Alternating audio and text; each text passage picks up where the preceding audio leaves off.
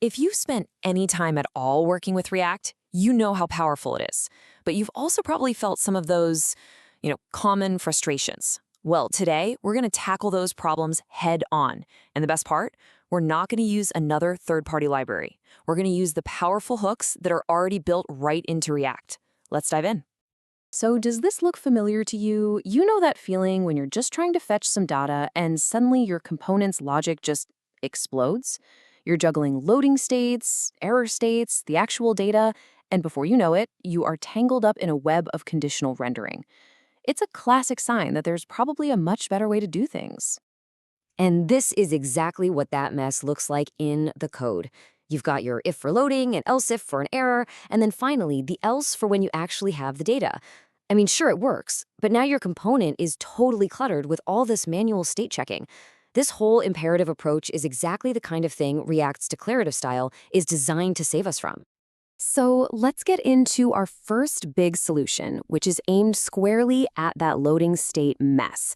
It's a feature called suspense. And honestly, it can fundamentally change how you think about components that need to fetch data. Just look at the difference here. It's night and day. The entire if-else block, it's just gone. It's been replaced by this single beautiful declarative wrapper. See, this is a huge shift.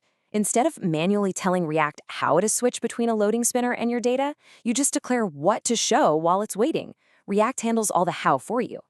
So what is suspense really? Well, at its core, it lets you define a fallback UI. Like a spinner or a skeleton screen for any component that's still busy fetching data. You can just think of it as a really smart placeholder. Once your component's data is ready, React automatically swaps out the placeholder for you. It's brilliant. Okay, that's awesome for a single component, but let's be real. What about a more complex page? Imagine a dashboard. You might have a user profile loading, a list of recent activities, and maybe a sidebar with notifications, all loading data at the same time. What then? Well, if you just wrap all of those components in one giant suspense boundary, you kind of create an all-or-nothing problem. The user just sees one big loading spinner until every single piece of data is ready. If that notification API is super slow, the whole page is blocked. And that is not a great user experience. The solution here is so elegant. You just nest them. By giving each independent component its own suspense boundary, you create this really nice staggered loading effect. The main page layout appears almost instantly, and then the user profile and the activities can pop in as they become ready, each with its own little spinner. This makes the page feel so much faster and more responsive. All right, so our loading states are looking clean. But what about another kind of complexity? Let's move on to what happens when you have multiple interconnected pieces of state all living inside a single component. Let's take a simple form. You probably start off with a single use state for the user's input. Simple enough. Then you realize you need to handle errors. Okay, add another use state for the error. Oh, and you need to track the form status. Is the user typing, is it submitting, or was it a success? Bam, another use state. Suddenly, you're juggling 3 separate state variables that are all deeply related. This pattern right here is a total breeding ground for bugs. Your update logic gets scattered all over the place in different event handlers, and it becomes way too easy to create impossible states. Like, how can you have both an error message and a success status at the same time? It shouldn't happen, but with this setup, it's a bug waiting to happen. To fix this tangled mess, React gives us another fantastic hook that is designed for this exact problem: use reducer. The best way to think about use reducer is as a central command center for your component state. Instead of calling a bunch of different set functions all over your code, you dispatch these things called actions. An action is just a simple object that describes what happened. All those actions get funneled into a single reducer function, which acts like a rulebook for every possible state update. So this table really makes the choice clear. Are you managing a simple, independent piece of state, like whether a checkbox is ticked? Use state is perfect. But the moment you have multiple state variables that all change together and the logic gets a little tricky, use reducer is absolutely your friend. It keeps your logic in one place and makes your state transitions predictable and way easier to debug. Okay, on to our last major problem. We've cleaned up our loading states, we've organized our component state, but what about sharing state across the entire application?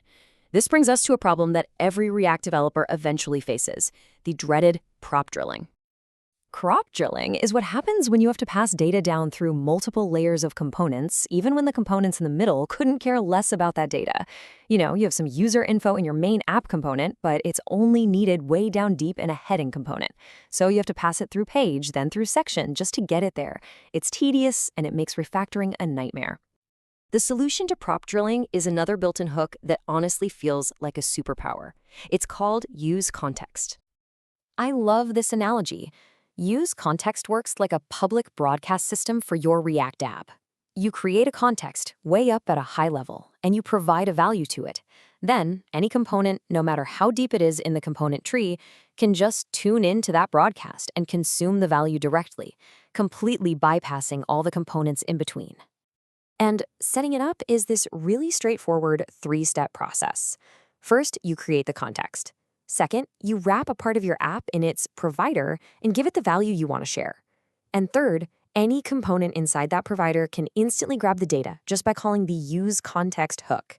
It's such a clean and direct way to totally eliminate prop drilling. So there you have it. You've now got this powerful new toolkit for tackling some of the most common and, frankly, most annoying problems in React development.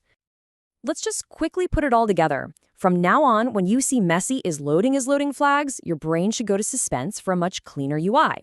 When you have a bunch of state calls that are all tangled up, reach for use reducer to centralize that logic. And when you find yourself passing props down through components that don't need them, Use Context is the perfect tool to just broadcast that state directly where it needs to go. Each of these hooks is really designed to manage a specific kind of complexity. They free you up to focus on what actually matters, building great features and awesome user experiences. So the real question is, now that these common roadblocks are out of your way, what are you going to build?